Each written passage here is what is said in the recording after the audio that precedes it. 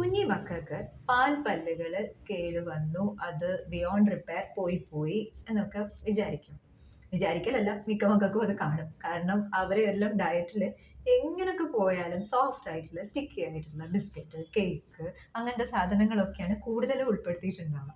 ഉൾപ്പെടുത്തിയിട്ട് നമ്മൾ ഉൾപ്പെടുത്തണം എന്നില്ല കേട്ടോ, മക്കൾ സ്വന്തമായിട്ട് ഉൾപ്പെടുത്തിക്കോളും. ഇനി അങ്ങനെ ഒരു കാര്യം വന്നു, ആ പല്ല് എടുത്ത് കളയേണ്ട ഒരു അവസ്ഥയിലേക്ക് എത്തുവാണെങ്കിൽ ഒരേ ഒരു കാര്യം മാത്രം ശ്രദ്ധിക്കുക, ആ ഒരു സ്പേസ് അവിടെ മെയിൻറ്റെയിൻഡ് ആവണം. അതെങ്ങനെയാ സംഭവിക്കുക? സ്പേസ് മെയിൻറ്റെയിനർ എന്ന് പറഞ്ഞിട്ടുള്ള അപ്ലയൻസ് വെച്ച് കഴിഞ്ഞാലേ അത് ആ സ്പേസ് അതേ രീതിയിൽ മെയിൻറ്റെയിൻഡ് ആവുള്ളൂ. ഞാൻ എന്തിനാ സ്പേസ് മെയിൻറ്റെയിൻഡ് ആവണം എന്ന് പറഞ്ഞത്? ഇല്ലെങ്കിൽ ഒരു 9-10 വയസ്സൊക്കെ ആകുമ്പോൾ അടിയിൽ കൂടെ പല്ല് കിളിച്ച് വരേണ്ട സമയമാകുമ്പോഴുണ്ടല്ലോ, ആ പല്ലിന് വരാൻ സ്ഥലം കാണില്ല.